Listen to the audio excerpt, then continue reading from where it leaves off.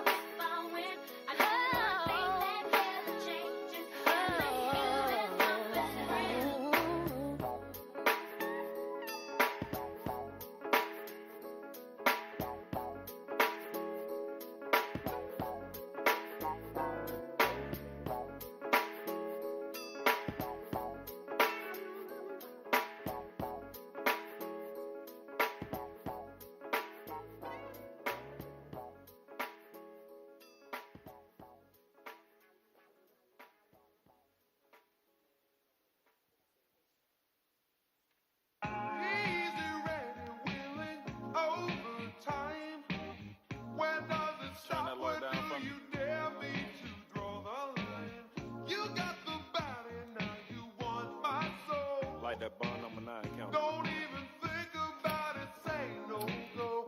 Yeah.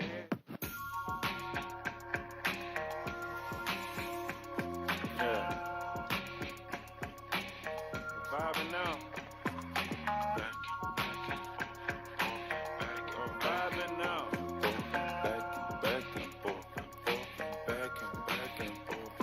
Doing such a good job, I pat myself on the back.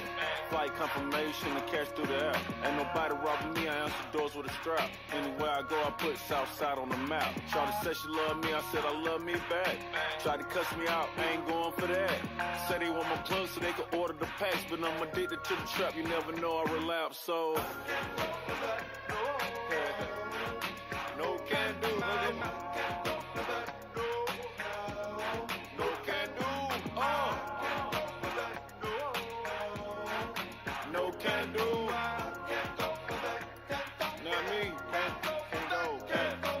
I call your phone, you ain't answer yours. I ain't going for the bull like a matador. You text me if I don't reply, quit your trip. I'm Hefe, I'm the highest on the list. Kick it like judo, the numero uno. Yes, I'm the highness. My house so far back in the woods that can't nobody find us. My driveway so long that you can run out of gas. Keep asking me for money, you need to get off your ass. I can't go for that. No, can't do. No can do. I can't go for that.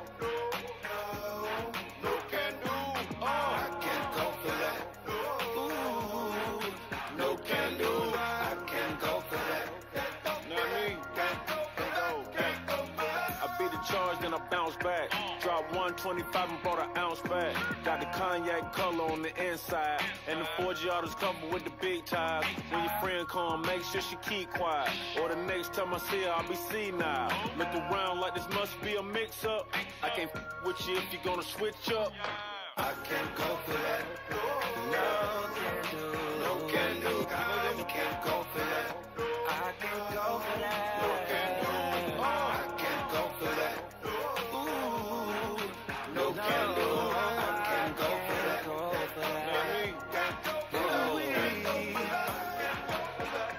I can't go for that.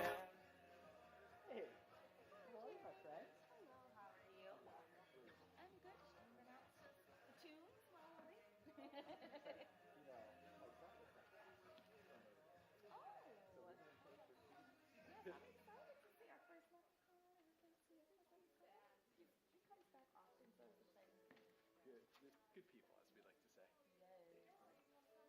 How are you doing? I am good. We had our open house today. It was good to see some new faces, some new space, and kind of get them actually where everybody is at and where we're situated. Very temporary. Yes, and that's what I was, you know, wanted to say. You guys just come like, you have to be here. That's a little fun. We'll be back in August. It's been fun. I live in Right. so I walk by the porch like every morning. It's like fun to hear Yeah. How about you? Yeah, I got kind of like keeping up and like what you did after Christmas. It was great. That was 90s and stuff. That was great. And then a couple days like between Christmas and New Year's, just like one of the retreat. So it was too quick. Yeah, it goes right. Did you stay around here or did you travel?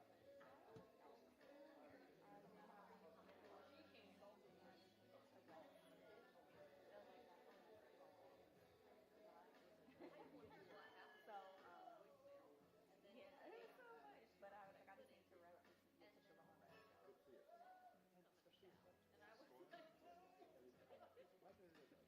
Especially with storms. Weather is there are four. I went home for Thanksgiving because that was my visit. And our parents will have a baby in about 6 weeks. So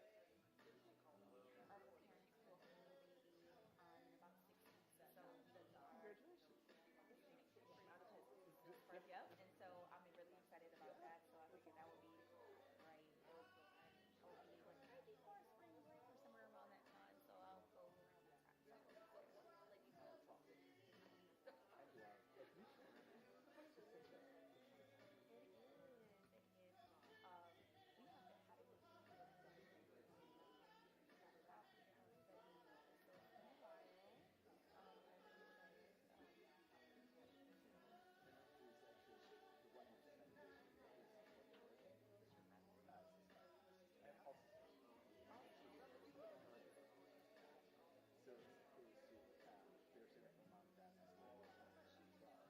So it's been a while.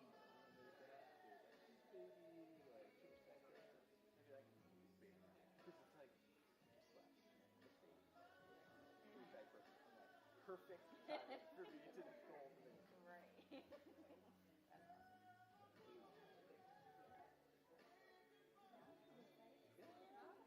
It'll be good. I gotta find my seat now. I know. That's what I'm feeling. I guess I'm up here.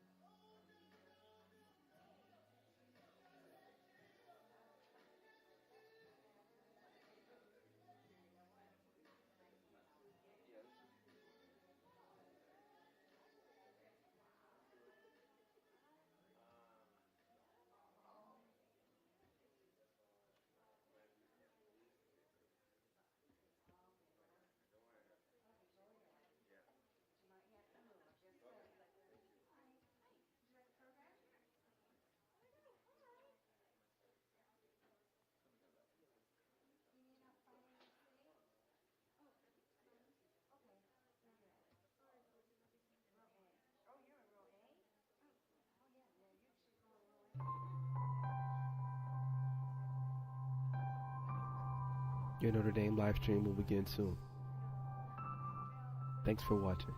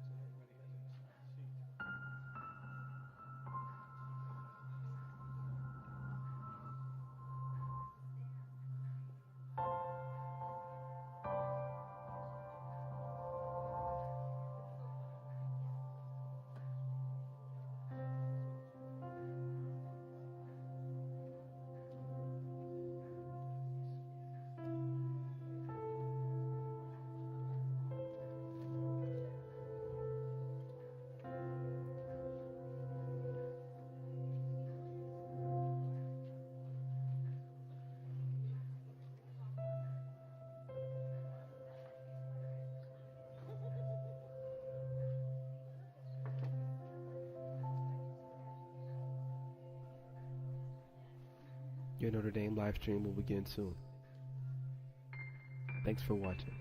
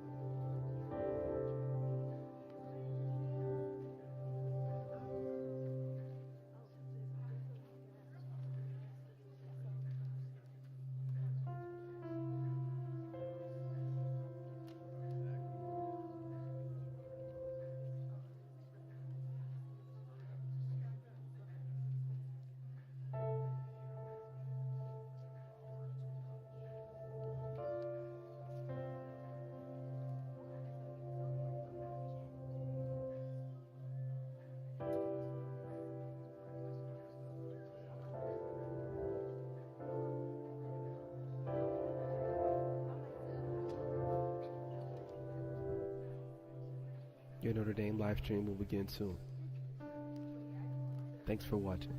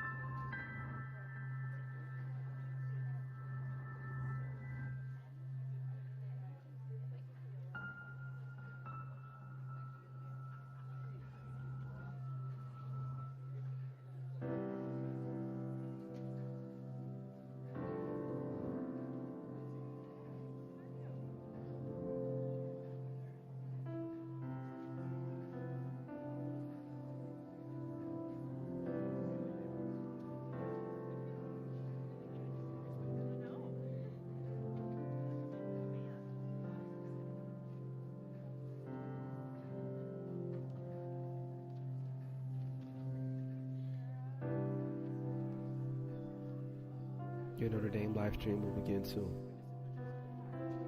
Thanks for watching.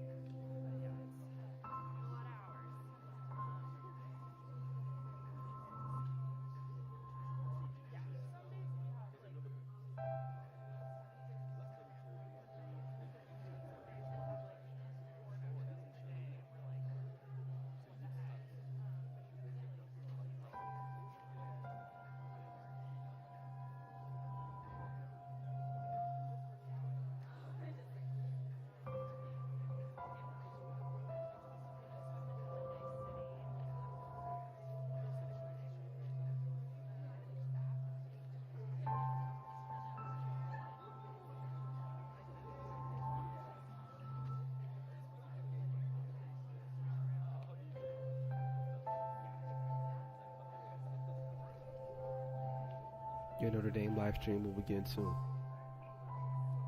Thanks for watching.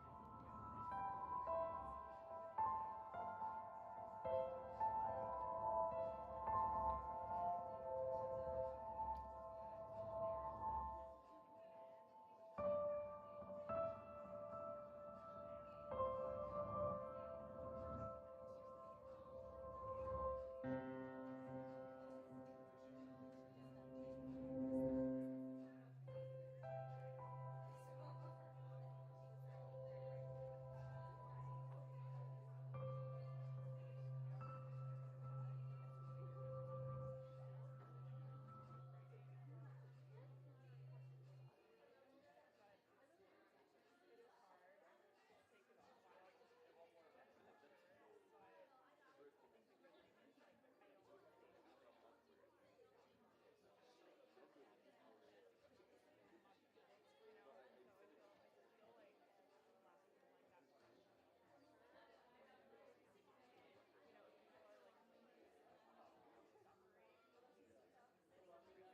please take a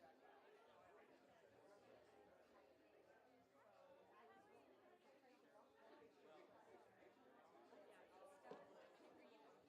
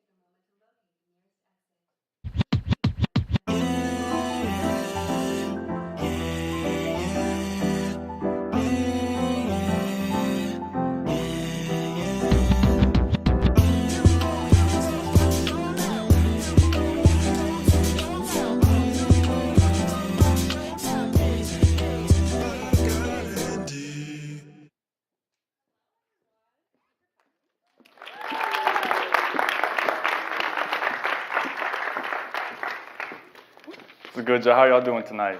You all right? Hello. If I ask you a question, let's respond. All right. Thank you. We appreciate y'all coming out tonight. We know there's a lot of things y'all could be doing, but we really appreciate y'all coming out and being here with us tonight. We have a great event planned for y'all. First and foremost, my name is Isaiah. My name is Luzolo. This is Black at ND. For those of y'all that don't know, this may be y'all's first time ever even hearing about us. I may have seen this on social media. Black at ND is a podcast, a show in which we basically seek to have real and authentic conversations about race, about what it's like to be black here at Notre Dame, what it's like to be black in general in the United States. And we talk a lot about black people, black culture, and black history. Everything that's related to blackness, we speak on. Yeah. So to reiterate again, thank you so much for coming. We appreciate you being here. We're doing this event for Walk the Walk Week here at Notre Dame. If you're here, you probably already know what that is. A great week where we celebrate the legacy that Martin Luther King Jr. has left for us here, which is a great thing to have. So we're so honored to be here. Last year, Amorja did this for the first time, a live taping for the podcast. Amorja is the founder of Black at ND. So we were so excited to do this again. And I also just wanted to say thank you for student government for collaborating with us on this event. And we we also would love to thank our other co-sponsors, which are above my head, the Center for Social Concerns, the Department of Africana Studies, Initiative of Race and Resilience, and Multicultural Student Programs and Services. So yeah, so again, thank you, and now I'm going to welcome our first wave of panelists. So give them a round of applause.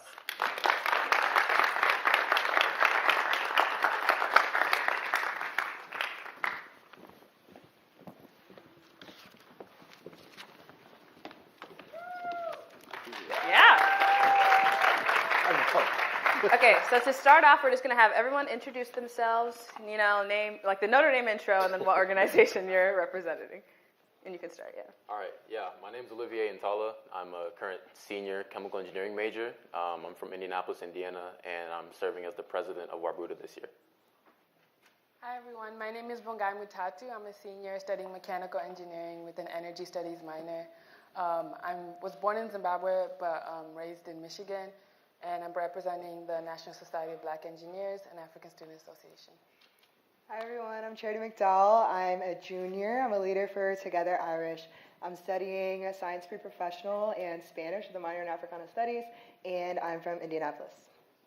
Hi everyone, my name is Bupe Kabaghe, and I'm a junior studying Political Science and Global Affairs with a concentration in International Development Studies. And this year I'm serving as the president of the African Students Association. Good evening, everyone. My name is Mike Brown from the class of 2001. I know many of you thought I was a senior here, but I am happy to be here. I studied information systems during my undergrad years, and I also had the honor of serving as Notre Dame's Leprechaun when I was a student here as well. So glad to be here. Hi everyone, my name is Thaddea Ampadu. I'm a senior studying accounting, and I'm from Columbus, Ohio, and I'll be representing Shades of Ebony. Great. And just in case you don't know us, we can also introduce ourselves as well. Yeah, give them a round of applause. I'll let you do that. And then kind of adding on to what we said before, my name is Luzolo. I'm a junior. I'm studying political science with supplementary majors in applied and computational mathematics and statistics and Africana studies. I'm from Chicago originally. Yeah, my name is Isaiah Hall. I'm a sophomore, double majoring in Africana Studies and Sociology, and I'm from Houston. Yeah, great. So we're going to dive into our first question. So this is a question we'll ask all panelists. So this is the first wave, and the second wave we'll ask it again. And anyone can just jump right in when you guys are ready, and if that doesn't happen, I will call on you. So please, someone be ready. So what do you do so that the organization you lead promotes Black excellence among your members? I can start. Okay, thank you. I'm a leader for Together Irish, which is the Diversity, Equity, and Inclusion Subcommittee within athletics. I'm a co-lead with Kason Wilburn, who plays, he swims here. And in our organization, we're not only within looking at equity for racial issues, so African Americans and everything, but also with LGBTQ and abilities, so mental just discrepancies and different things like that. Within the Black community specifically, we really work to just create an environment to hold conversation and learn from each other. I think everyone has something very, very valuable to share, and everyone has some type of hidden nugget to learn from them that could impact someone else's life. And so on campus and within athletics, we're just striving to hear what needs to be changed and what needs to be different to improve the experiences of athletes across the board within athletics and as students on campus as well. Yeah, I guess I could follow up. So what Wabruda does, we're essentially the African American Brotherhood. That's where the word Wabruda comes from, it's derived from Swahili. And we do many things regarding, student life, but during our general meetings, we focus on practicing public speaking. We have serious debates about social issues, and we discuss our political views in a very controlled and respectful manner. But the main goal of the club is just to maintain that, cohesion and brotherhood on campus, because historically there's not that many Black people, let alone Black men, at a prestigious university such as Notre Dame. So we look out for each other, we challenge one another, we play sports together, we just bond as a community. So much of what we do is surrounding just the formation and, improvement of our interconnectedness. But we also have much bigger events where we'll invite keynote speakers, Previously, we've had former Olympians like Sean Carlos and political figures such as Bakari Sellers come and talk about their experience in their fields and exactly how they can inspire us to do good in our communities as we leave the university. So that's a little bit about what we do. I guess I can also go. So I'm the president of the National Society of Black Engineers. And so I think a statistic came out that like 5% of engineers in the U.S. are black. So that's like a very small minority. And even within Notre Dame, like in the black community, like black engineers are also minority. So as a club, we help to like bridge the gap and help black engineers find opportunities and career opportunities in order for them to be in those spaces where they can excel and succeed. Because like as STEM is becoming more prominent in society, it's very important that like black engineers are in those spaces. So we try to cultivate like workshops, bringing in companies, helping them build their network so that they can get into those spaces and make that influence that is very much required as a black person. And then also like, in addition to that, I think we did like a Chicago trek where we visited different companies in Chicago and learned about what it is to be an engineer in different engineering pathways. And one of the things that like really stood up about me, and I think what represents our club, is one freshman was like, oh, I didn't know all these things that engineers can do. So I think as a club, promoting black excellence is also like showing you the possibility that even though you might not see like black engineers in media everywhere because it's not many, like we as a club are trying to expose people like, as an engineer, you have so much that you can do, and you can enter so many different places, and we try to expose that as a club. So yeah, that's a little bit of how we promote black excellence at NSB. I think the African community at Notre Dame is very tiny. The time I was coming to Notre Dame, we had a very small percentage of African students, and what the African Students Association tries to do is to create a community where African students can all come together and just create community with themselves. And through the music that we listen to, we do a lot of like events around food, because food is a big part of African culture. So we do a lot of events around food. Last year we did Africa on the Quad, which is our flagship event. We do that every year. So those sort of events that we do really promote black excellence, in that we encourage African students to just come together, create this community, and when they're in these spaces, they feel like their most authentic self. So just by creating this community where they can feel like they're the most authentic self, they go outside the African Students Association and just be great in their classes and in the other clubs that they're part of. And then other than that, we also do a couple of educative events. In the last 2 years, we've done the Pan-African Youth Conference, which brings together different African students from all over, not just Notre Dame, but all over the world, to come and discuss different topics around the African continent. So we really try to educate people about what's going on the African continent in terms of current events, and also what we can do to solve some of those challenges on the African continent. So we really try to be that bridge for African students so that they can feel very close to home while still being at Notre Dame. So yeah, we really do try to promote black excellence by just creating a community of African students who hone their authenticity and also know about where they come from and what they can do for the African continent.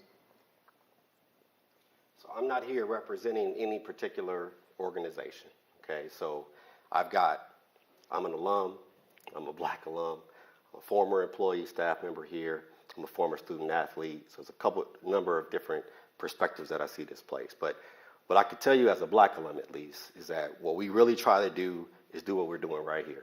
Be present, right? And let a lot of black students know on this campus that there are many other people who've walked in your shoes, who've experienced this campus. And not only have we been through it, but we've made it through it.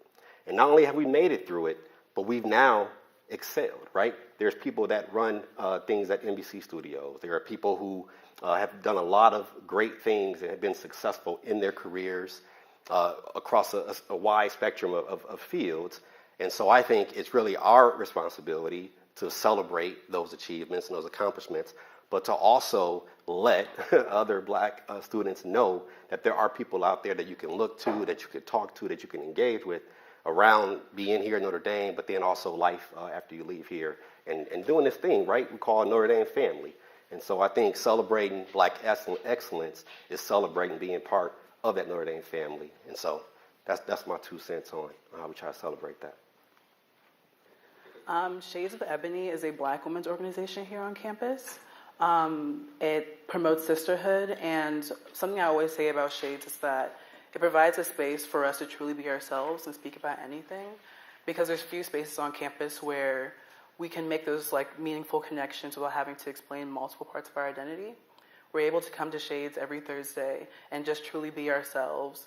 We can all understand each other's struggles when it comes to our hair and our outfits, just being here at Notre Dame, being a Black woman. Some of the events that we hold, our upcoming event is our New Year/Vision Board making event, where we all come together and talk about our goals with one another, as well as creating a visual representation of those manifestations. And in the past, we have worked with local high schools here to guide and advise younger Black women in the high schools here. So that's what Shades of Ebony does. Thank you so much. I think it's really important for, one, people to know about these different organizations, but to also see, like, as a Black student, there's so many different orgs and groups here that you can be a part of and that you can join. And there's so many different amazing people in these groups that excel in so many different ways. So it's really great to hear all that you guys had to say. So, yeah. And I think also, we can speak to Black at ND as well. We do a lot of work to help promote Black excellence here on campus. For those of y'all that don't know, we have a podcast. We're currently on YouTube. You can look us up, Black at ND. I'm going to plug that real quick. But we seek to have real and authentic conversations, and we're always our authentic selves. Sometimes as Black students here at Notre Dame, we feel like we can't always be authentic. We feel like we have to code switch, or we have to be someone else in a lot of these white spaces. So that's why we have Black at ND, because we want to make sure we can have real and authentic conversations. And this past semester was our 5th season doing Black at ND. As Luzolo said, it was started by Imorja back in 2020. He wanted to really create a forum for Black students to speak on issues that they saw on campus so they could potentially get solutions, or at least just to be able to speak. A lot of the times we have to kind of close ourselves off. We're not always able to really express our thoughts, express our opinions, because it gets to the point where we sometimes feel like, who is listening? Who is listening? Who can create the change that we hope to see? And so with Black at ND, he started that, and Luzolo and I were able to really carry the torch and start season 5. And in season 5, we spoke about a lot of things. We spoke about the importance of positive Black representation, Black mental health, and how much that matters, and how, as a community, we can do a lot better to really promote that and understand how important mental health is. And we've done a lot of work. This right here, we're able to get all of these excellent panelists on here to create a panel of Black excellence, so that not only can all of you see it, but everyone that's watching on this live stream, everyone else can see it, and everyone can really see what we are about here at Notre Dame. Yeah, I think that iterates it perfectly. So I'm going to head into our next question, which, what has helped you excel at Notre Dame? It could be within or outside of the organization you're here representing. I know for me, especially being an engineer, it's not the easiest, set of majors, but I think having the upperclassmen I could rely on as older brothers and sisters to guide me through professor recommendations, tips on how to study effectively, just, how to navigate a campus such as this one. I personally come from a much smaller school, so coming here was a bit of a tough time adjusting to, I guess, establishing who I was and my habits and my routines and stuff like that. But I was lucky enough to have a really great, I guess, support group to guide me through, especially my freshman year, before COVID hit, of course, to just get me really acclimated to what it's like to be a college student, and more so being an independent man to a certain degree. I think that's what helped me the most, was just the people around me, especially the Black community, the clubs like Wabruda, BSA, ASA. I participated in a lot of their events, and it's always something I look forward to. So I think that's the most impactful thing that I've had.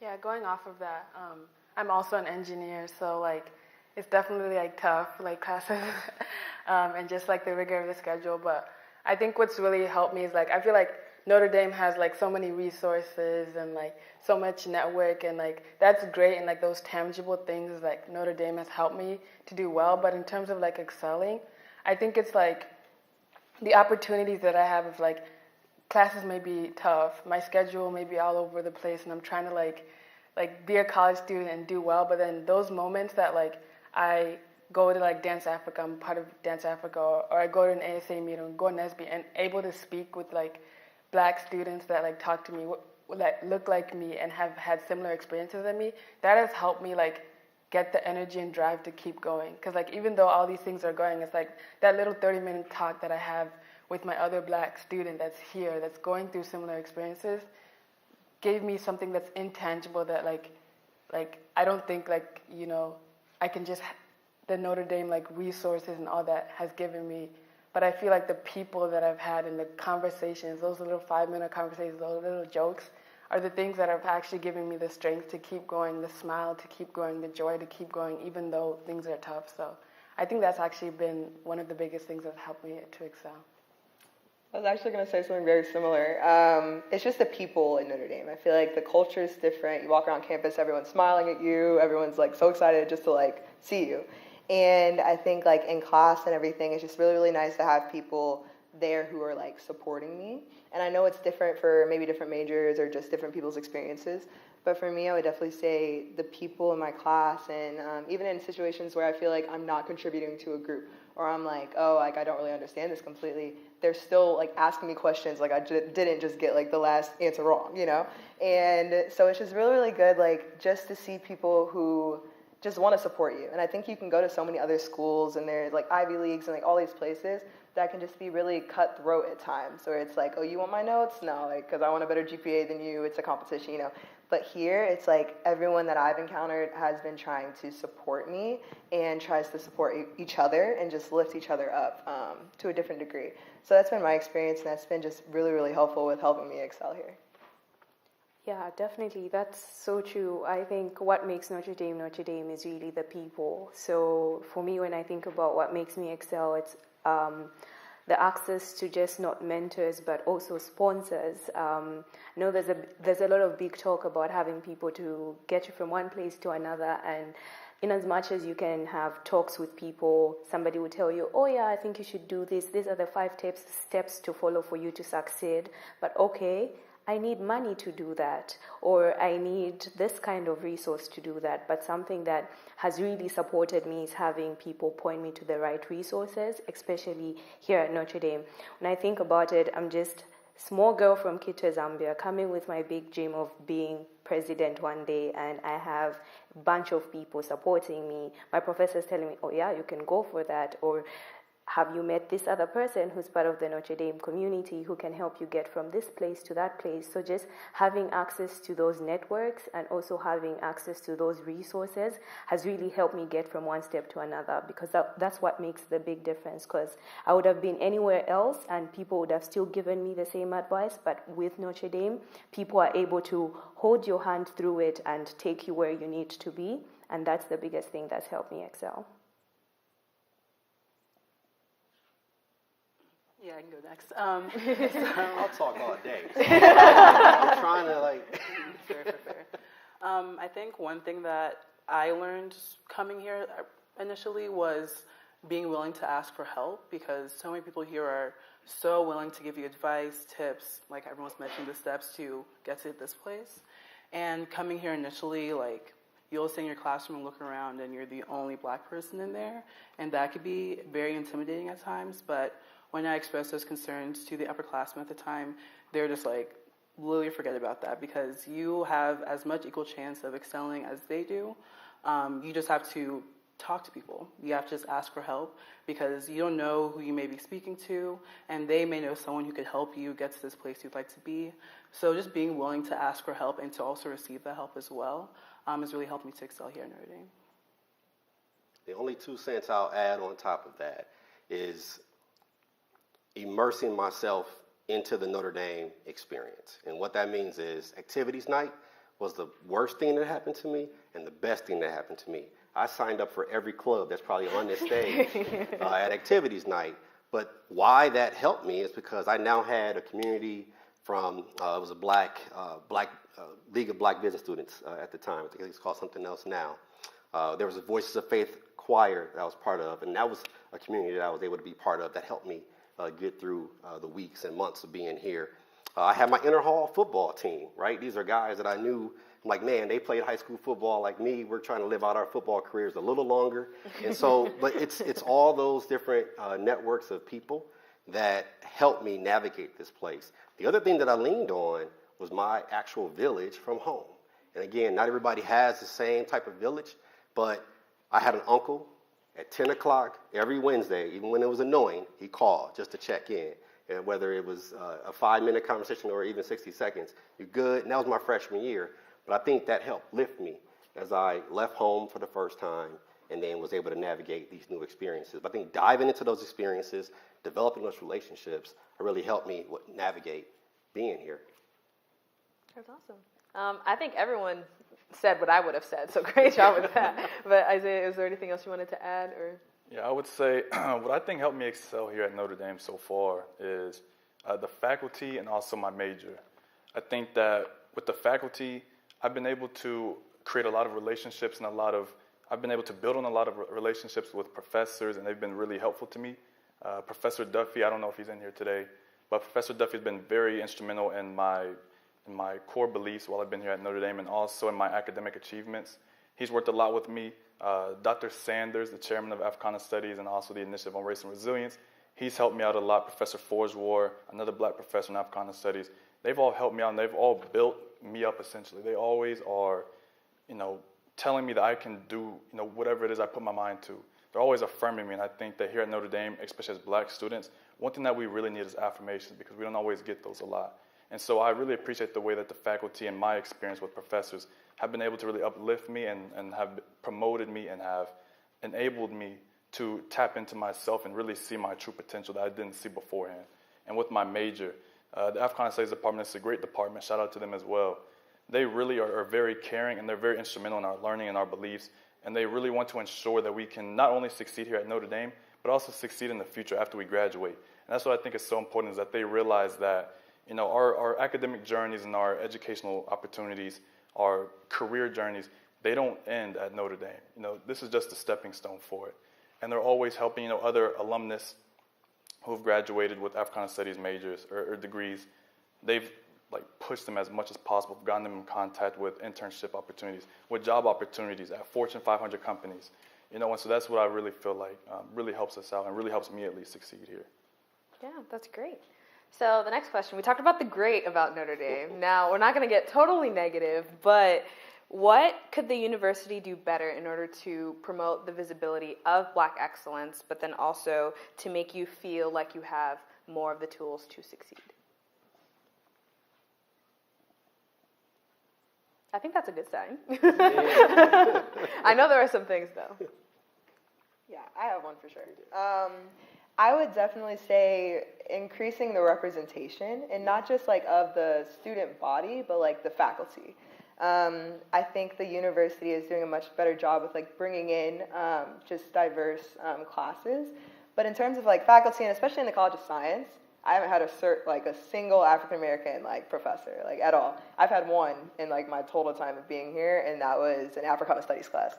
And so I think that would just help so much with students being able to see themselves in the people that are leading their class, and the professors and the ones that hold the power. And so I think that would be a great next step that Notre Dame could take to just improve our comfortability in class and on this campus, and also just the improvement of the experience overall. Mm-hmm. I think that's a really great thing to add, because it's great to see diversity in any sense. We think that the black student population here is really small, but when you look at the faculty, it's even smaller. So it's really nice to just see that those faculty are here, but then like you mentioned, it'd also be nice to see them not just in not just Africana Studies, it's a great field to have, but also have it within this College of Science or within business, in Mendoza. So in all spheres, we'd like to see these different faculty to be present. And then, yeah, these are very good points that both of you have raised, and that's what I wanted to talk about as well. And Notre Dame really needs to support some of the people that are doing the same work to bring in more faculty members.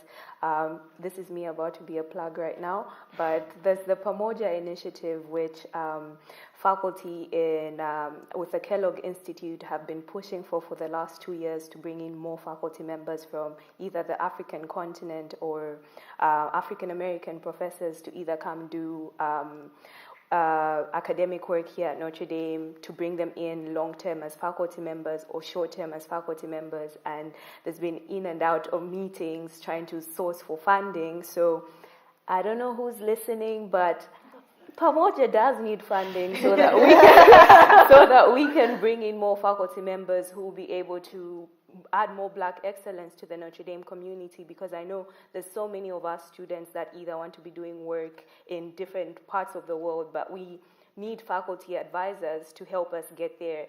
There's so many faculty, I can count with like my fingers how many faculty members are either doing research work on the African continent, and there's so many students.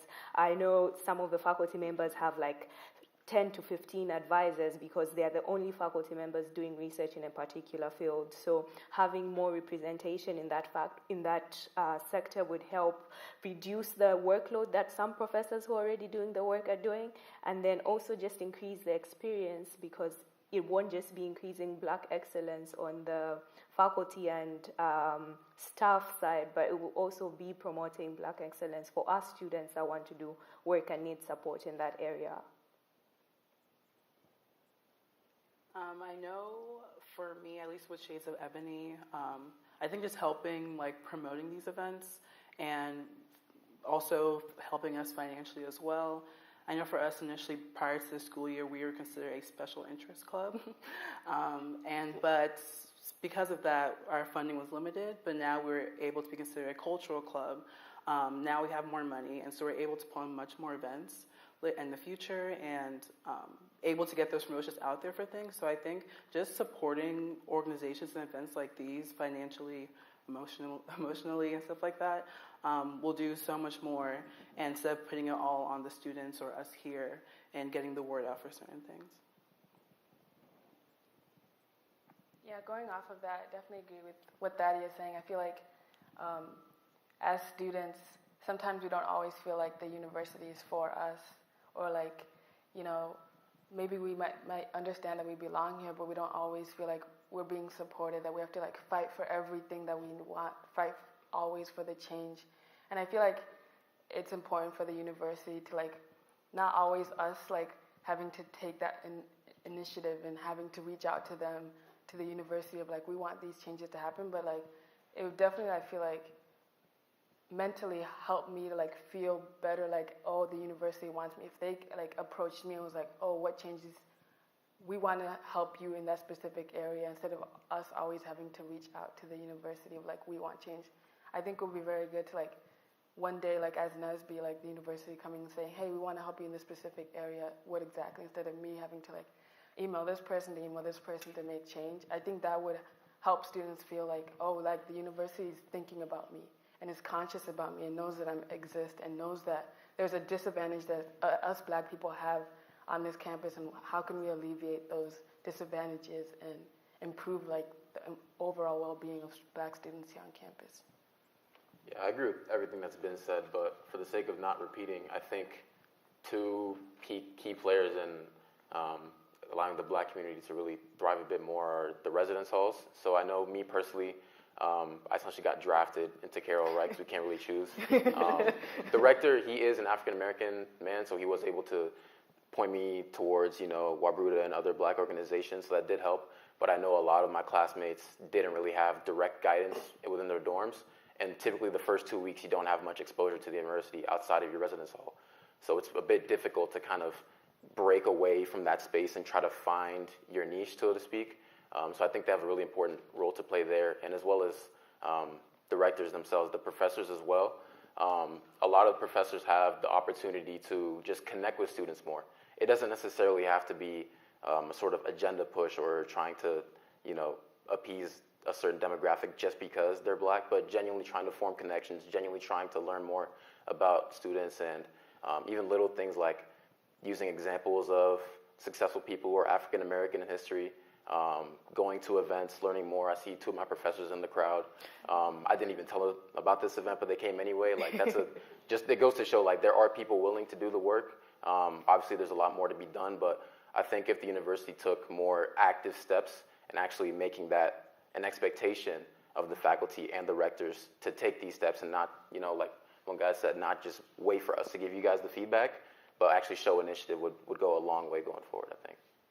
Yeah, I agree. I think what everyone said was great. And something I'd like to add, I feel like there's a unspoken, not culture, but feeling among non-Black students to not attend certain like Black events. So like that'll be maybe like Africa on the Quad or like CAFM or like different talent shows that different clubs put on. But I just want to iterate that it's important to attend these things and don't feel like you can't attend because you don't meet that certain demographic. And the same goes for other events on campus like Asian Allure, for example. Like it's not just for that demographic of students. These kinds of events are for everyone to come and celebrate culture and celebrate diversity and celebrate different areas of life. So it's not something that's only for these group of students. Like when you look at specific groups like Wabruda or Shades that have like general meetings with each members, it kind of feels that way, which makes sense. But when it comes to the bigger events for like CAFM or Coffee House or different things like that, it's definitely something that everyone's welcome to attend. So I would take exactly what you said, and I've talked about this often.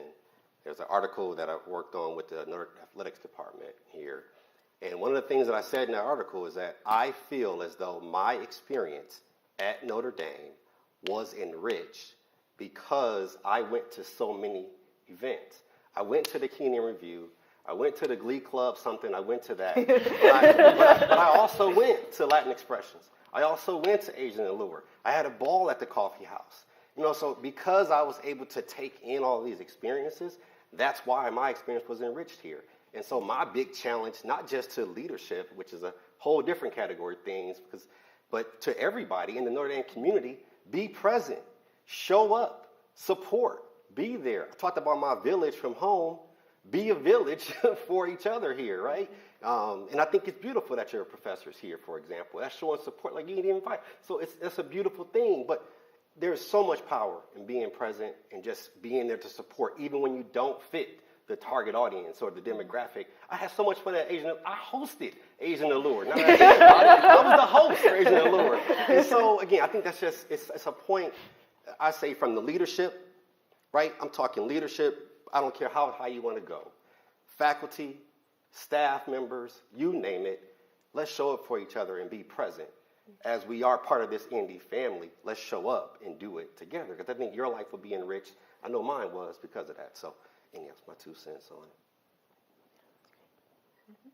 Yeah, so let's go on to the next question. So we've talked a lot about Notre Dame, but now we're going to take a step beyond Notre Dame. So who is a Black person in the public sphere that you think embodies Black excellence? There's a lot to choose from, but...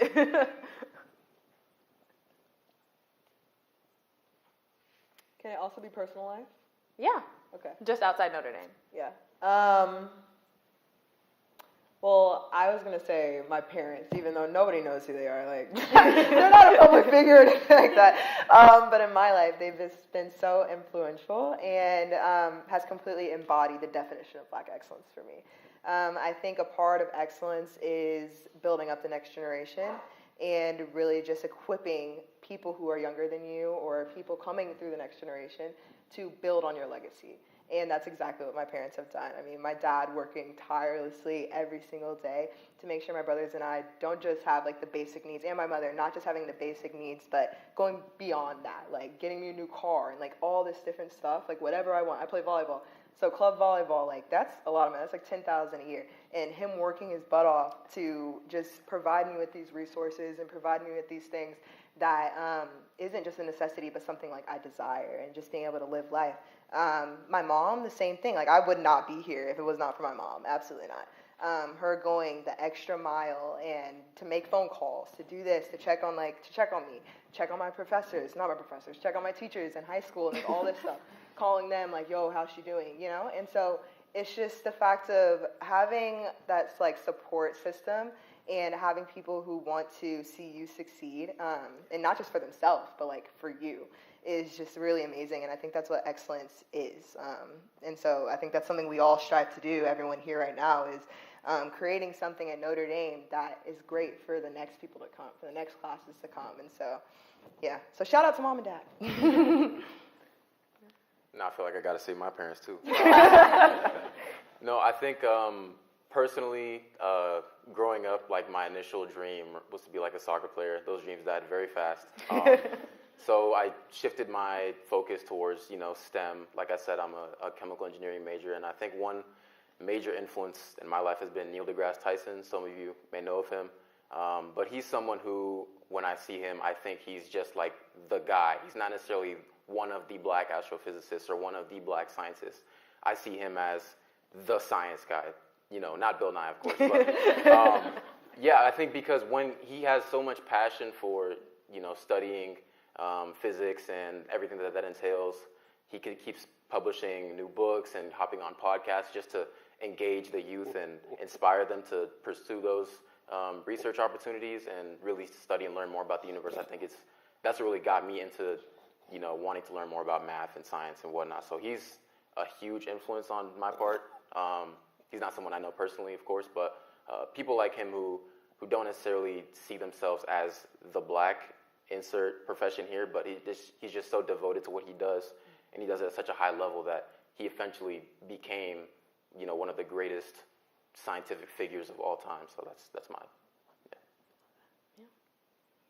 I'll add one. I do love you, Mom and Dad. I'm going to add that before I say this, but I'm going to shake things up again. I'm going to say Lizzo for one, and my reasoning for Lizzo is at I think it was an award ceremony. She recently got an award, and while she was giving her speech, she name dropped and brought up like maybe 10 to 20 different female activists and explained what organizations they led. And I just think that embodies what especially public figures should be doing with their platform, highlighting and supporting other people and what work they're doing as well. Lizzo has a big platform. A lot of people know her name. A lot of people are watching her. And just seeing that she's using that platform to highlight all these different female activists throughout all different spheres that they work in, I think really highlights how we're supposed to be uplifting others. So in terms of Black excellence, I think she herself, she's a great musician, she's a great artist, but then also being able to support other diverse group of people as well, I think is also a part of Black excellence.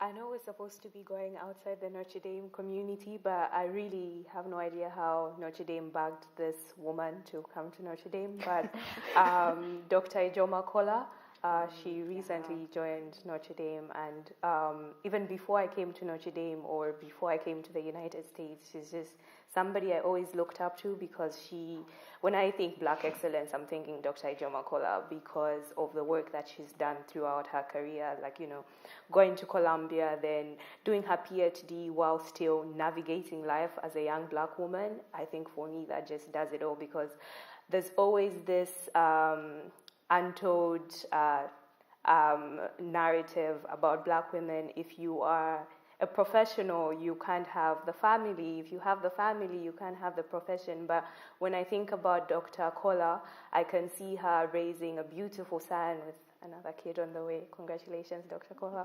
But I can see her doing a great job with her family, but at the same time, she's doing what she has to do with her profession, and she's killing it. I've been asking students who have been to her classes, and she's doing an amazing job. So just being able to see her succeed is just the definition of Black excellence. So great job, Notre Dame, for bringing Dr. Kola.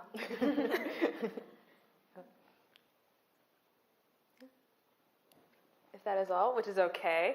So everyone, thank the first round of panelists. Thank you so much for joining us today. I think you all had great insights, which I really appreciate. So thank you so much for joining, and you guys can walk off. So yeah. So as they're walking off, yeah, another round. I think that's well deserved. So to kind of give everyone a brief overview of the rest of the night, so we're going to have Mike Brown speak a bit on Black excellence as well, and then after Mike Brown, we're going to have a brief intermission, and then after the intermission, we'll have the second wave of panelists. So yeah, I'll hand it over to Mike Brown now.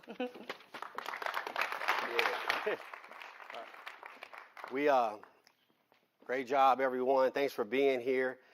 You don't have to clap that loud for me, but you at least have to clap that loud for yourselves. So give yourselves a hand for just being here tonight, celebrating Walk the Walk. All right. So I think they mentioned, right, I used to be a Leprechaun here a few years ago, I call it. And so one of the things I do want to try to do is understand who's in the building tonight. So I'm going to ask a couple questions. And I'm going to ask one question. I'm going to ask, who is here? I'm going to say, where are you at? And then hopefully someone will say, right here, right here. Okay, you're first, Father Jerry, just so you know. And so I'm going to say your group, where you at, and then you respond right here. So Father Jerry, we're going to get it started? Okay. All right. Father Jerry, where you at? Right here. Father Jerry, where you at? Right here. All right. This side, where you at? Right here. This side, where you at? Right here. Over here, where you at? Right here. Give me a little more. Over here, where you at? Right here. Everyone, where you at? Right here. Everyone, where you at? Right here. That's what's up. All right. So I got the leprechaun stuff out. So next, what I'm not going to tell you, and I'm not going to talk about, I'm not going to tell you about your gifts and your talents and putting those gifts and talents to use and letting your excellence shine, letting your light shine for others as you work to be an invigorating force for good, which I'm striving to be, to enrich the lives of others. And so I'm not going to talk about that. I'm not going to talk about any of that. Because my wife said, why are you talking high level? They hear about all that stuff before. So let's talk real. Let's be even more authentic. And what I am going to talk about specifically are two people who personify black excellence. Not just black excellence, but excellence to me. One is my late cousin. Okay, her nickname was Little Netta. Okay, Little Netta celebrated her 6th birthday on December 27th, 1980. And it was at her birthday party that she had friends over, and her friends told her they didn't get gifts for Christmas. So then this little 6-year-old girl ends up giving away her gifts to her friends after learning they did not get gifts for Christmas. That personifies excellence, in my opinion, and black excellence. So I ended up taking that story about my late cousin and putting it into the form of a children's book, and that book is available outside right now, but it's called Little Netta's Gift. Now, what's not in that book is the rest of her story. Unfortunately, Little Netta was tragically murdered by her dad 3 years later, so when she was 9 years old. And her dad ended up killing my aunt Cheryl as well. And so that tragic event just shook our family. But what I will say is that tragedy is what essentially, I would say, helped my grandmother, who just lost her daughter and granddaughter, personify excellence even more, because she took that tragedy, she created a weekly group of people that met for families of victims of homicide. She created that group, and that group has been meeting for almost 40 years now each week. She created a program in memory of her granddaughter and my cousin that gave away gifts to children on December 27th in memory of my cousin. And so these are all things that she did to celebrate the lives and the memories of my cousin and her daughter, as well as to help others. And so, in my opinion, my grandmother also personifies black excellence. And my entire encouragement to you all, and really what I'm trying to do as I walk the walk, as I really work hard, I stumble, I fall, but I try to get up, right, and make good decisions and continue to walk my walk and do what I'm put on this earth to do. My encouragement to you all is, and to myself, of course, is to, if a 6-year-old little girl, right, has the ability to have kindness and actually demonstrate that and take action with that. And if my grandmother, who survived and went through 2 tragic events in losing her daughter and granddaughter, if these 2 people can find a place in their heart to take action and walk the walk, I know we can do it too. So that's really my encouragement for you all, is to walk the walk and let your light shine. All right. Take care, and I'll be outside signing books. I got Little Netta's Gift, and then I actually wrote a book about my time as a leprechaun here as well, called The Leprechaun's Game Day at Notre Dame. It's a fun story. And so thank you again for being here, for taking time, and let's enjoy the rest of the night here. Thanks.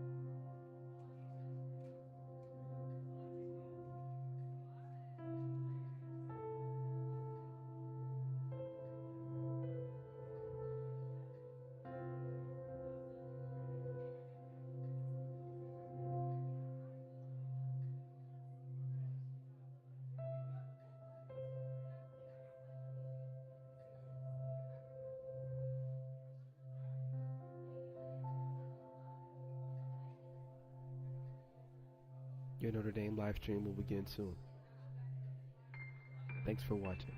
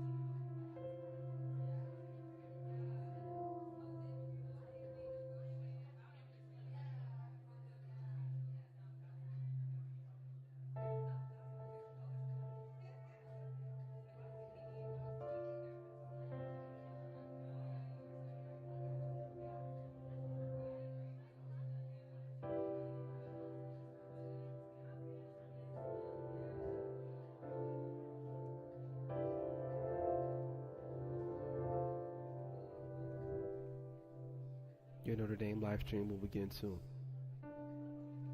Thanks for watching.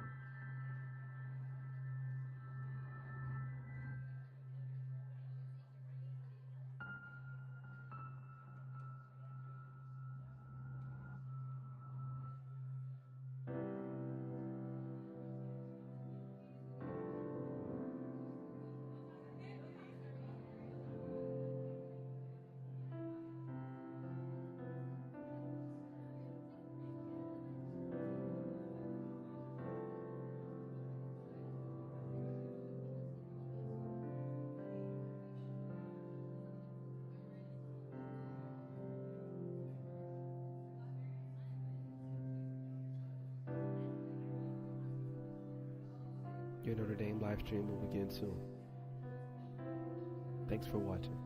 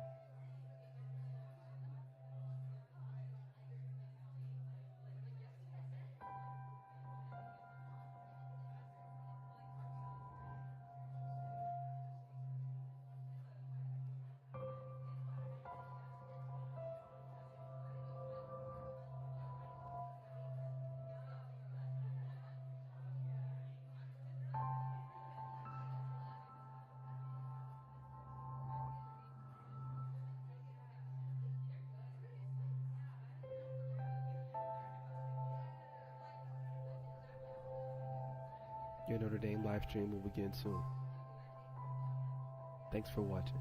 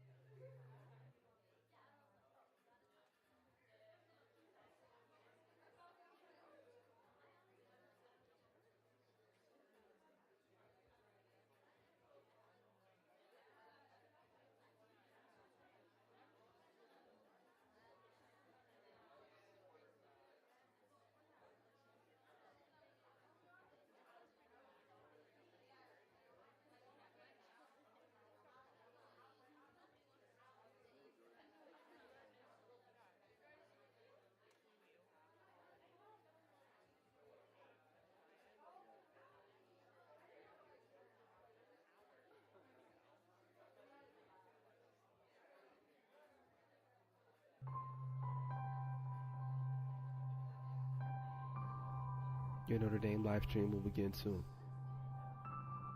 Thanks for watching.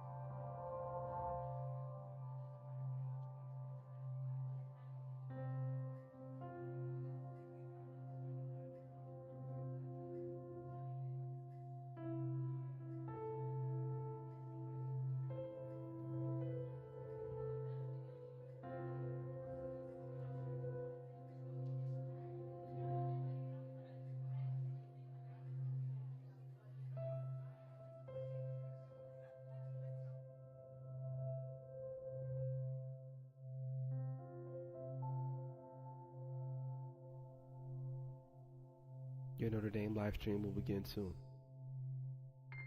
Thanks for watching.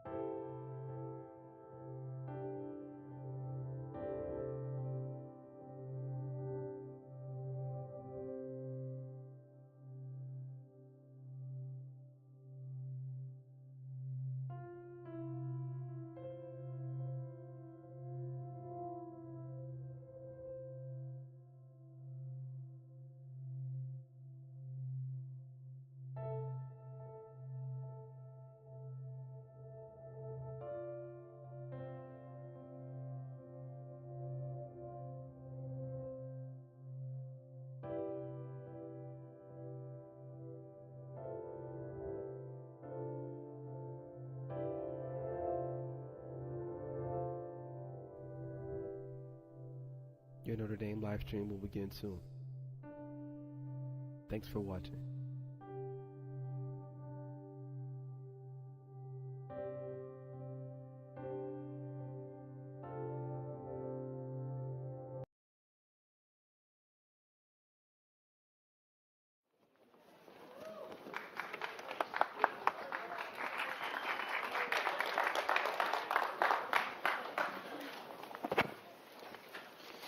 Okay, hello, welcome to the second half. So we have a whole new, fresh set of panelists. So I'm just going to let everyone introduce themselves.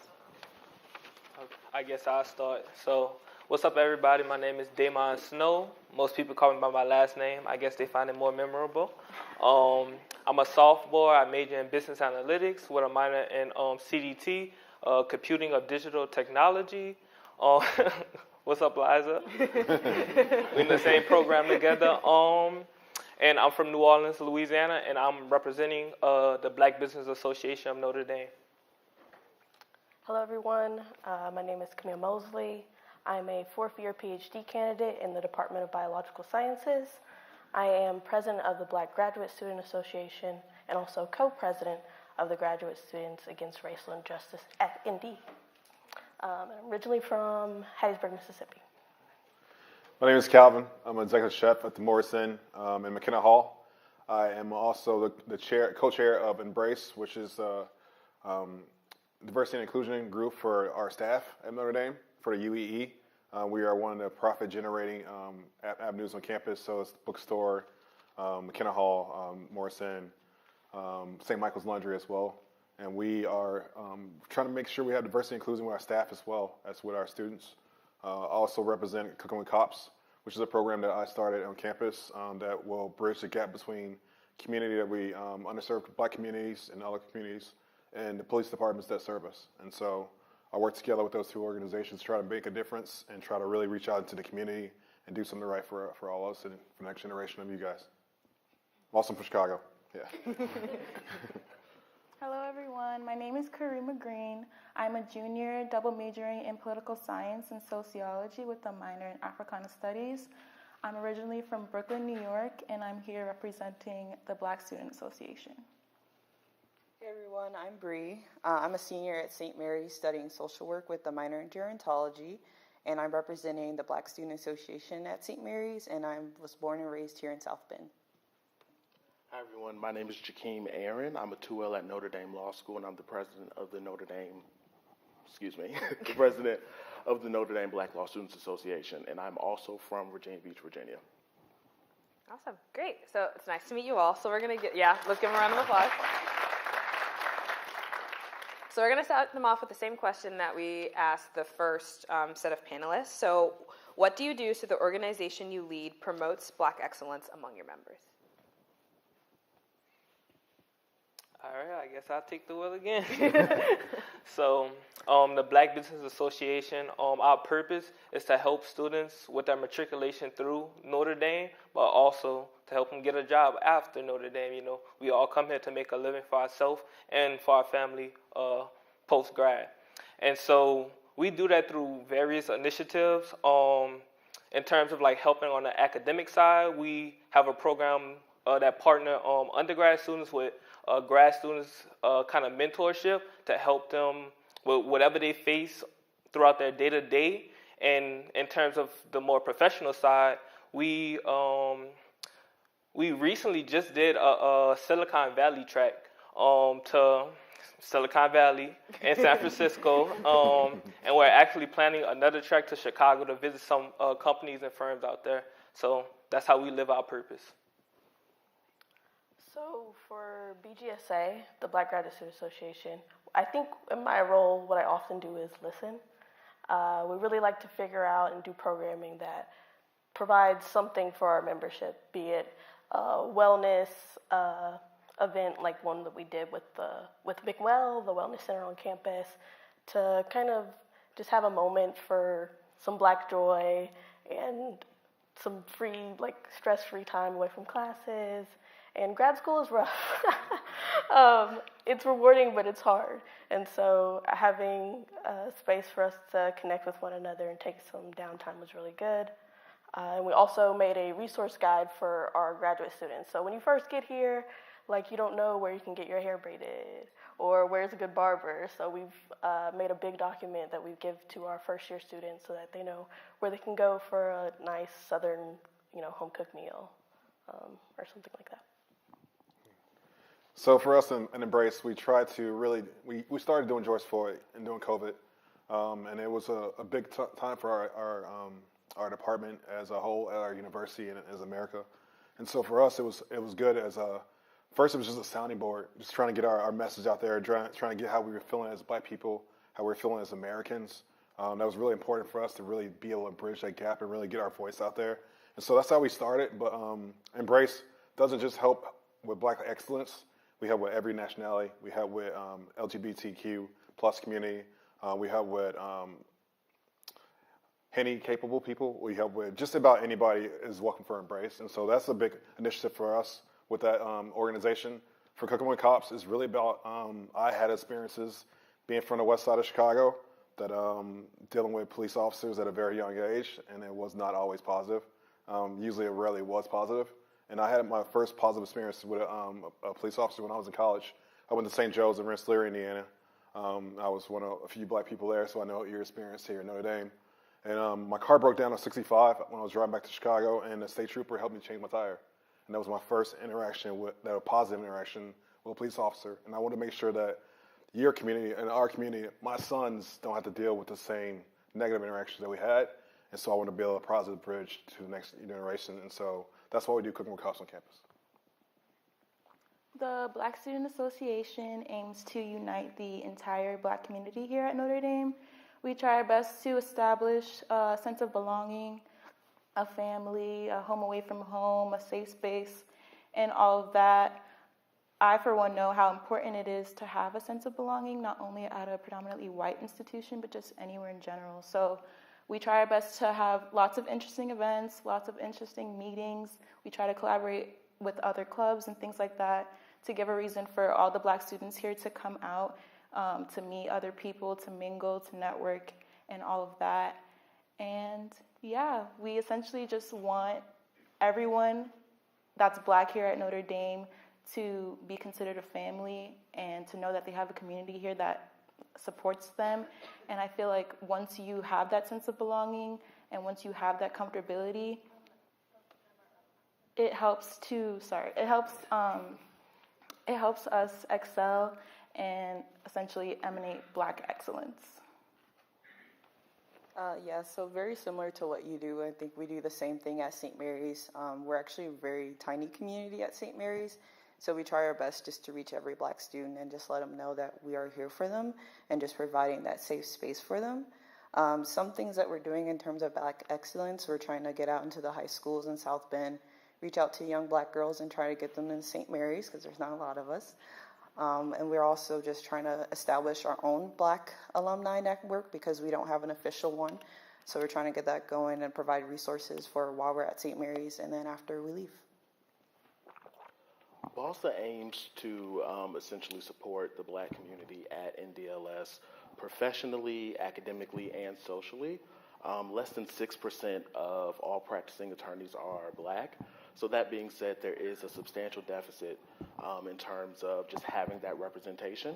But I will say at NDLS, BALSA has been in place for over 50 years. So we have a very substantial wealth of alumni and a lot of different markets and a lot of different practice areas. So we really try to make sure that we keep our current students connected with those alumni so that they know that they can do whatever it is that they aim to do. Great. Thank you so much for that introduction. Just like with the first wave of panelists, it's really nice to see all these different groups and how they support Black excellence at our university, which is really nice. So our next question is geared towards the grad students as well as Calvin. And I think especially as undergrads, I feel like Notre Dame is a very big undergrad campus, but I also think it's really important for us to acknowledge like our grad students, our law students, our faculty staff, which is why we also have these people on this panel. So the question for them is, where do you see Black excellence in your field specifically? Okay, I can go first. I can too. I mean, honestly, as I mentioned, we're so underrepresented in the legal field. I feel like whenever you see a Black attorney, that's Black excellence, to be very transparent. But specifically, I'll say I look to our alumni. I mean, Max Siegel, who is the CEO of the U.S. track and field team, he consistently comes back to campus and he pours into our students. Judge Ann Claire Williams, who's class of 1975, I hope that's right, don't kill me. 1 week she was presenting at the Supreme Court confirmation hearings, and like maybe 2 weeks later she was here pouring into our students. So that's very encouraging. But I would also say I look to my peers because law school is also hard, right? So that being said, we are currently, we have almost 50 members, which is the largest that we've ever been in our history. And I really do feel like we're making history every day. So I'm very fortunate to be a part of the NDLS community. So, I study fisheries ecology. It's a little niche, but I'm really interested in why people fish, how people fish, and what that does to the different communities that fish live in. And having representation, like even just in my department or in the College of Science, there's not a lot, well, there's really like none, Black faculty, let alone aquatic ecologists. And so in my field in particular, there's a lot of new groups and communities of Black ecologists and scientists coming together. So Dr. Tiara Moore, she is CEO of Black and Marine Science, and she's created, different platforms for Black marine scientists all over the country to come together, and even provides different opportunities to teach children about marine science and just getting more people into the STEM fields that look like us. So that's one example. There are not a lot of Black chefs, not a lot of popular ones at least. I've probably experienced 2 Black chefs in my career. I've been cooking since 2005. So it's not a lot of representation, not a lot of role models. So I'm trying to forge a path of my own and be a guiding light for the people that come on behind me. Trying to make sure that I make an equitable society from my kitchen, make sure that we're represented in the kitchen as well, and make sure that I'm empowering women, not just men, making sure that I'm bringing up the next generation. That's why I'm doing those programs I'm doing, to make sure that you guys have a easier time going forward than I did. So you don't have to forge your own path. I'll forge it for you, and you take it to the next level. Yeah, I think that's great. Something I really like that you did, Camille, as well as the wave of panelists that did in the first round, I really like when people name drop different people, because I think that Black excellence exists. You know that there are people who have accomplished so much, but you just don't know people's names. So I think it's really, which is why I like questions like these. I think it's really important that we name these people who are doing great things. Yeah, and then we'll go on to the next question. So as a Black individual on campus, what makes it hard to excel at Notre Dame sometimes? I can start off on this question. I think one of the things that makes it hard to excel, in my opinion, is sometimes the environment and the students, I would say. As a Black student, a lot of the times you'll get different looks, weird looks from other white students on campus. You will be subjected to, discrimination, discriminatory remarks, racial slurs, and those things can be very discouraging. They can be very damaging. And I would say sometimes whenever I've been subjected to some of these instances, I find myself thinking very heavily on what was said to me or what I just went through, what I encountered, rather than my academics sometimes. My head can get so clouded, as do other Black students who go through these things. Our heads can get very clouded with the judgment that we face on a day-to-day basis just from being Black at Notre Dame. And I think in my experience, and maybe others can attest to this as well, I feel like whenever we endure these sort of things, there's only so much you can endure in a sense. And it comes to the point where, some people have breaking points, whereas with others, we kind of just have to continue living with that. And that can be very damaging, not really having an outlet sometimes to really express things. For us, we have our Black Student Association, ASA, Wabruda, Shades of Ebony. Those are the places where we have a safe space where we can kind of talk about the things that we go through, the things that make it hard for us to excel. But it feels like on a larger scale, that's what we're essentially confined to. We don't always have more opportunities to speak to administrators or to speak to higher ranking faculty members to really speak about some of these issues. And so while our heads are getting clouded with judgment, we don't always have the opportunity to really express that. And I think that makes it hard for me and others to excel sometimes. That's very powerful. In my experience, I came here, I was recruited coming here from Chicago. I worked at Michael Jordan Steakhouse. I was already a chef before I got on campus. So my experience is a little bit different from you guys, whatever, because you're students, you came here. In my experience, I've been given that support. Like I said, we started Embrace doing George Floyd, doing COVID. We didn't have a large voice at all when we first started. I mean, we were doing Zoom calls, and we had like 200 people on there. And so I felt that support there. As well as the program I started, Cooking with Cops, I went to my bosses about that and asked them if I had permission to do it. And my experience has been building the will yourself. That's the hardest part for us because we don't have a lot as a society anyway because we're Black. And so having to do it all yourself is kind of the hardest part for me. But once I started doing it, I had the support from my peers and my people on campus, whatever, so I really appreciate that. But if you ever need support, I'm there for you guys no matter what you're doing. If you want to come over, eat at Roy's, whatever, I'll take care of that. Whatever you guys need. I'm being serious. He does. I was there last night. Whatever, right? I'm going to support you guys, whatever, because you guys you're Black excellence to me. Because you're a new generation, got a fire in your eyes and your heart, and I think I want to keep supporting you guys, whatever. So my job is to be the bridge for you guys to go forward. I think for at least the grad student population, what's somewhat difficult is mentorship. So it's kind of along the lines of representation. So if you have a committee of different professors, and you would like somebody that looks like you who could kind of give you that extra personal mentorship that you might need along your doctoral or master's journey. It's really hard to find that. I had to use my one external committee person for somebody who's amazing and I really, really love him, but it'd be nice to have someone who could tell me oh, so when you go to professional society meetings and go to a conference, your hair might not be considered professional. Or how to navigate a conversation with people you want to have a job with when you're getting questions that you don't think other candidates are getting asked. So kind of those different informal mentorship channels I have to go pursue on my own. And that's time that my, non-black peers might not have to do, that takes away from my research progress. But I'm expected to still hit the same bars. So that's Excel, actually. right. Without necessarily having the tools or infrastructure. So I've created that for myself, but it's just little extra things you have to think about.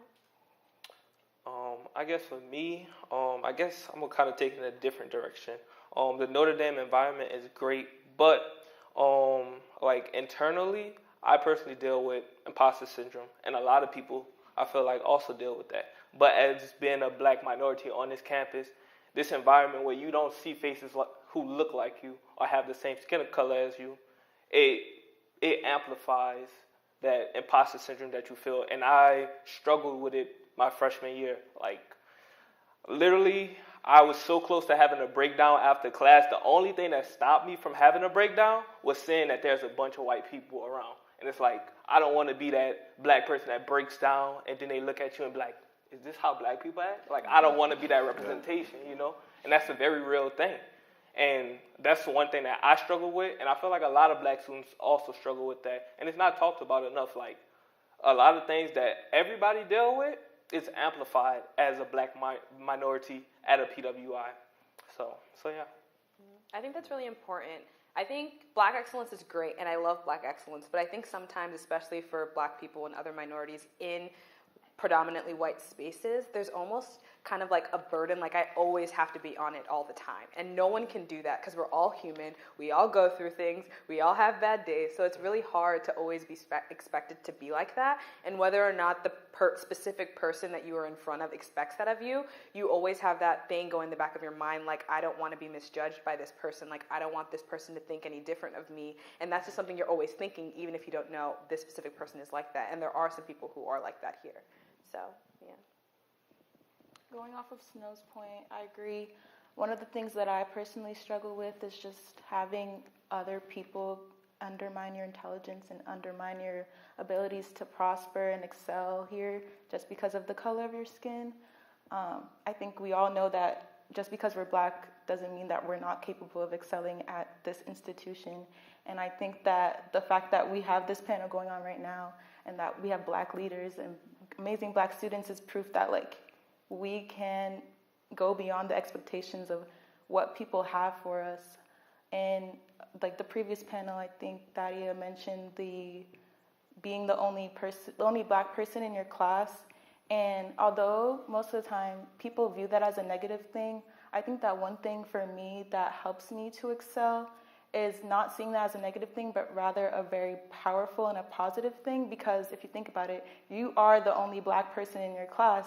And you should be proud of yourself for that, because you made it to this prestigious institution and you worked hard to get there. So although like we do struggle with imposter syndrome sometimes, I think that we have to realize that there are few people that look like us and that are black like us that are guaranteed this opportunity to be in an institution like this. So I think that should just serve as more motivation to excel even more and succeed and just prove everyone wrong. So, if I could add to that, just to build on your message of, you know, us being in this space, being at a PWI, I feel like we're trailblazers in that sense. We're building a pathway for others to come behind us, so we don't end up being the only black person in that room, you know. We need to sing that and like amplifying that and pushing that forward to the next generation is very powerful. And I really want to see more black people in these spaces that we're in now. So I'll also say I think that there's a lot of pressure to be palatable. And I think that in that pressure, there's almost an erasure of your blackness. And I know, especially being in a professional program, there is a lot of emphasis put on how you present yourself and what that looks like. And a lot of times it's about being more approachable to people who are not black. So I think that learning how to strike that balance between remaining authentic but still being professional, but also looking at like how being black is a strength versus something that you have to compensate for, that can be challenging as well. So I guess I'll speak from the St. Mary's perspective. But similar to what Isaiah had said, St. Mary's, we have the same experiences. You know, you get the weird stares, you get the exclusion or the isolation, or just people just not wanting to talk to you. And then I think what makes it even harder to kind of excel at St. Mary's is we don't really have the resources. So like for the Black Student Association, we're kind of doing everything on our own. We don't have an office under us, or we don't have funding. So it's just really nice to know that Notre Dame has these resources. I'm actually coming here next year for grad school, so I'm excited for a new perspective. Thank you. Thank you. But I guess one thing that helps me excel is just I'm fortunate to be in a very small department with professors that have really just, I don't know, just encouraged me to just go beyond the stars, and I don't have to be limited myself to things. So, yeah. That's cool. What are you coming here for grad school for? Nonprofit administration in Mendoza. Oh, very cool. Yes. Okay, that's awesome. Okay. Yeah. Thank you. Yeah, I think that's really cool. Awesome. So I mentioned name dropping, so I'm going to ask more name drops. So who is a Black person on campus? It could be student, faculty, staff, literally anybody, anywhere that you admire, well, on campus, that is, that you admire and believe contributes a lot to the Black community here. If you feel inspired and want to mention someone not here, that's okay too. From my perspective, Max Gaston is the Director of Diversity, Equity, and Inclusion at the law school. He's also Boss's faculty advisor, and essentially, I've worked with him extensively, and he's done so much to advance our community in particular. And just on a personal note, like I've literally gone to his office and just put my head on his desk and been like, I don't know what I'm doing. You know what I mean? And that's been in multiple capacities. And he's always sort of honestly sat there and let me throw my tantrum and then say, okay, so like, what are we going to do? Like, what are next steps, right? So having someone who can hold you accountable, but also demonstrate what excellence looks like has been huge for me. So I would definitely say that he's made a huge impact on my trajectory while at the law school. So I'm also going to uplift my club advisor, Dr. Notre McDonald at the graduate school. She really helps with recruiting new first-year graduate students from the Black community. I can, probably more fingers than I have, she sent me an email like, hey, this is a new student or somebody who's interested, like, would you talk to them? And I'm like, I'll do anything for you. Sure, I'll talk to them. And just, you know, when you're first coming in or thinking about Notre Dame, you know it's a PWI, and you're like, is there a place for me there? You know, is there fun stuff to do in South Bend? It's like, yes, you just have to look for it a little bit. And so just having all these different interactions and really building community from like the ground up, Notre does a lot of that, as well as really pushing for Black excellence by connecting us with the Grants and Fellowships office often, and making sure that any type of scholarship, fellowship that could apply to any students in the Black diaspora, that we know about it. And she makes sure that I share that with all the different groups, so she's cool. For staff side, I would say Eric Love. He's our DEI professional on campus. JP Abikrami, we work with her in athletics as well. I would say Velshana Lucky, who's in neuroscience. She helped me start the Cooking with Cox program. Who was missing a lot of people. Bernard Ankatu works in the main building. Him and I are very good friends with her. And I would just say, like, a lot of those people that I didn't know when I first got here as well. I went to mostly white schools my whole life, from first grade up. And so having Black people that you can trust and can depend on, like Mike Brown and back, whatever, as well, too. Whenever I see Mike Brown, gives me a big hug and tells me, keep doing what I'm doing. And so I think that's a very good, have a community like that, whatever. So I want to just shout those people out while I can. You actually stole one of the people I wanted to shout out, Eric Love. Yeah. I guess I'll speak more on him. Eric Love he's the sponsor for Wabruda, and you know he helps lead the charge on that front, helping make Wabruda a brotherhood. But he also reached out to people in the club and mentored them, and I'm lucky to be one of the few people that he wanted to be a mentee, you know. And I'm very appreciative for all he have done for me so far in my experience at Notre Dame. I would say without him, I feel like my experience would have been it would have definitely been worse. Just to keep it blunt. But another person that I would love to shout out is Professor Fred Wanganga. Sorry if I said that wrong, Professor. But he's I think he's the only black professor in Mendoza. I might be wrong. Don't hold me to that. But just being able to navigate that space, being in academia, but being in business at that, which is known to be a predominantly white space, being able to navigate that, and he's always sending out internships, different opportunities to all the students. Like, I could pull up a list of emails that he done sent out to me, and I had the chance to sit down with him and talk to him about his experience at Notre Dame and the various things that he done, and he has done a variety of things, to say the least. I guess I'll mention one, just to flatter him. He actually was at the forefront of helping, basically making the customer service experience more transparent. So like when you're ordering from Amazon, they didn't really have any way to track when your package is getting sent out and when it's making it to your door. But I believe in 2002, 3-ish, I want to say around that time, he started his own consulting firm to help companies implement that into their delivery system. So that's just one of the many things that he did in the business sphere. So that exemplifies black excellence. So yeah. I think I want to shout out a few people too. On campus, the two people I want to shout out are Dr. Forswar and Dr. Sanders. They're both in the Africana Studies department. And one thing about them is that they are very pro-black students, but pro students in general, but very pro-black students. The offices are always open for us to go into their office and talk to them about anything. I was just talking to Professor Forswar about Black Panther 2, and kind of having the whole conversation about how we felt about the movie, the things that we, kind of felt about it. And I really appreciate him being so open and so honest with us. And Dr. Sanders, he's a chairman of Africana Studies Initiative on Race and Resilience, and also professor on top of that. And yet he still makes time to attend Africana Studies events. He still makes time to open his door for students to go in and talk to him about switching to Africana Studies, or just talking about anything related to blackness in general. And I really think that both of them are very important people. And then someone off campus that I really wanted to shout out to was Quinta Brunson. I don't know if y'all have seen her show, Abbott Elementary, but I really appreciate that show because we live in a world where, really a society where there's so much blackness that's painted in such a negative light. A lot of the times in black media we're portrayed as killers and drug dealers, and we don't really have this sort of positive representation. We don't have positive black representation too often.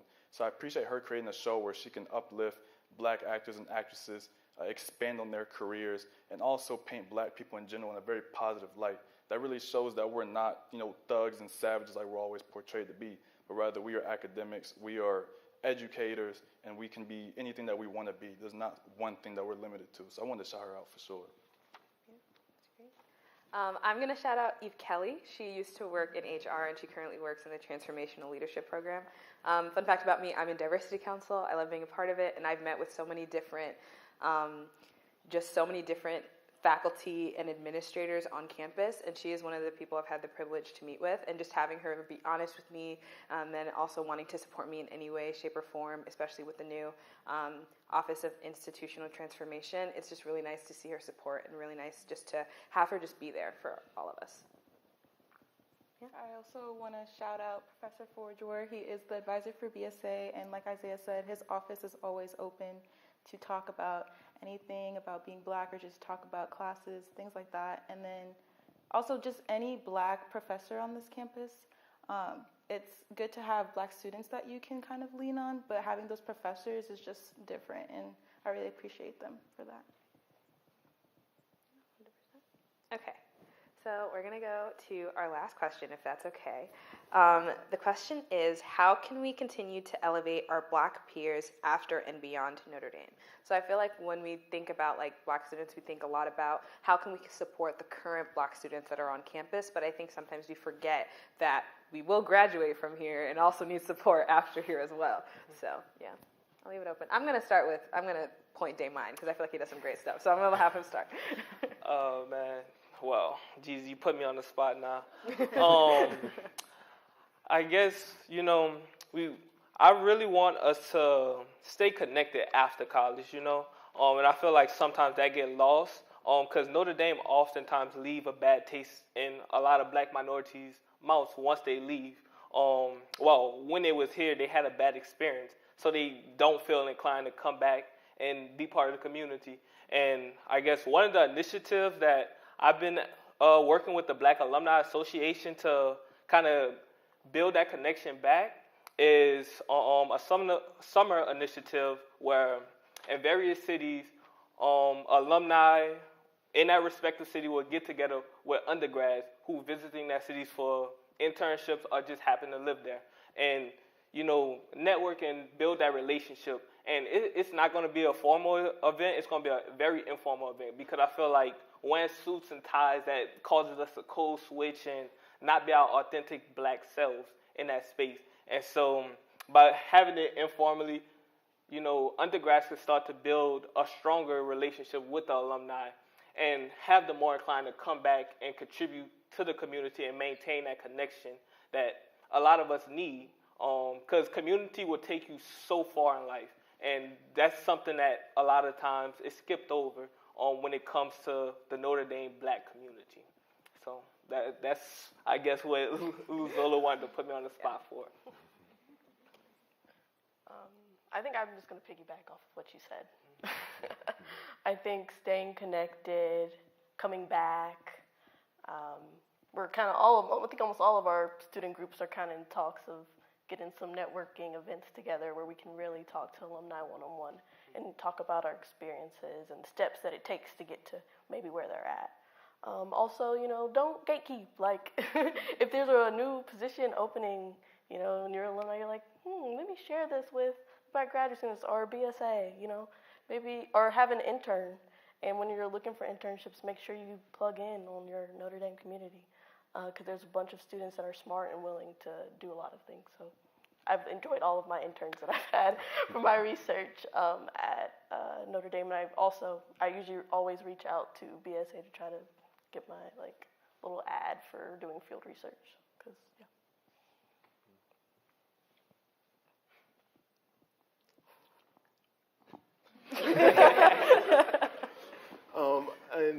The first part of this, I want to amend my previous answer and acknowledge Dean G. Marcus Cole, who is the current dean of the law school. He's the first black dean of our law school.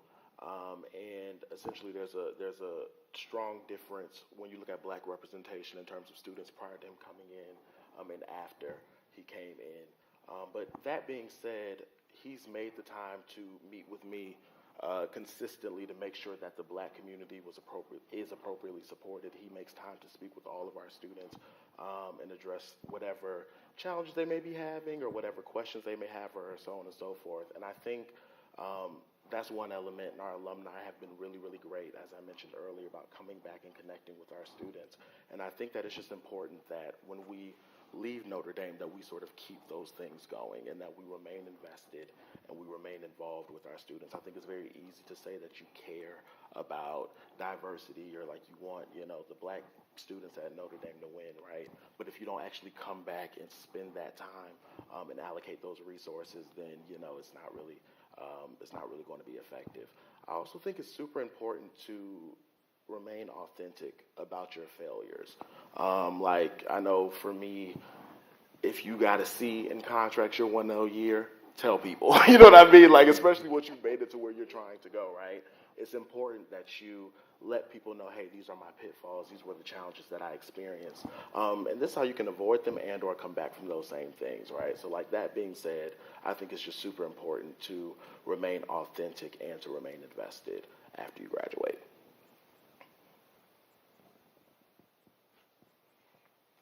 Yeah, okay, I'm going to add one. I'm going to say the Black Alumni Association of Notre Dame. I think they do a really good job, especially at the beginning of the year, with the plunge, the Black First Year Retreat, and then also with the diversity tailgate for one of the first football games. I think they do a really good job of making it known to current Black students that they are there, and then here are our resources for you, and here are different people who know that Black students will reach out to them if they need help in certain areas or need advising in certain areas. So I think that's really great. And Pat Park specifically, he does a lot of the student relations, like he connects students with the rest of the Black Alumni Board, so also shout out to him as well. I guess I'll add something. So I know at St. Mary's, I kind of mentioned we want to do an alumni network. So I just wish we had more institutionalized support. I feel like as Black alumni, Black students, we kind of find each other somehow. But I think that we can get a lot more done and really help our Black students if the institution itself supported us. So. Okay. I don't know. Does anyone else have anything to add before we close off the second half? No? Okay. Oh, you do? Okay, go. Yeah, I see Alyssa right there. So, MSPS also does a really good job of connecting the Black alumni group and students through, scholarship and support. So I'm a Fraser Thompson scholarship recipient, woo woo, and he was the first Black student at Notre Dame. So just speaking the names of the history and the people that come before us also, so it can stay in our minds. We'll remember to come back. Okay, so on that note, I want to thank everyone for coming. Let's give it a round for the second, and just all the panelists who are here today. I have a few little housekeeping kind of things. So like I said before, this is a part of Walk the Walk Week. I highly encourage you to check out all the other events that are happening for the rest of the week, as well as if you go to the website, which is walkthewalk.nd.edu. I gave you your plug, Eliza. You'll also get to see recordings of all the events that have already happened. So exactly the prayer service, another panel that was last night. The recordings are also online, so you can also view those. I also want to thank our sponsors again, Center for Social Concerns, Department of Africana Studies, Initiative on Race and Resilience, and Multicultural Student Programs and Services. And then also would love to thank Eliza specifically, and then also Student Government for helping us plan this event. We really appreciate it. Before you guys head out, I want you to know that Mike Brown will be doing a signing and selling a few of his books outside, so make sure to check him out there. And I don't know if there's anything else. I think that's all of it. And yeah, I'll hand it off to Isaiah. Yeah, I just wanted to give a few closing remarks about the topic of Black excellence before we leave. I wanted to shout out a few people. First and foremost, Fraser Thompson. He graduated from the University of Notre Dame in 1947. And the reason why he's so important is because he's the first African-American student to enroll and graduate from this university. In 1956, Goldie Lee Ivory was the first African-American woman to earn a degree from the University of Notre Dame. And in 1958, Aubrey Lewis, he graduated in 1958. He later became the first African-American alumnus to become a trustee here at the University of Notre Dame. And I felt it was important to shout them out because they are the true originators of Black excellence here at Notre Dame. Because without them, none of us would be here, up here for this panel. None of us would have the opportunity to speak to all of you live and all of you who are watching this on YouTube on our live stream. They are the real pinnacle of Black excellence, and I'm very proud and I'm very honored, as well as everyone else here, to be able to carry on the torch that they lit. I think it's very important to really shout them out. And for those of y'all that watch our show, y'all know how we end the show, but for those of y'all that don't know, we always end it with Black is beautiful, Black is love, and Black is excellence. We love all of y'all. Thank y'all again who sponsored this event. Thank y'all for showing up and attending this in person, and thank y'all who are watching this live for watching it and really supporting us. We so appreciate all the support that y'all have shown us. That's going to wrap it up for us, y'all. So we love y'all, and we out. If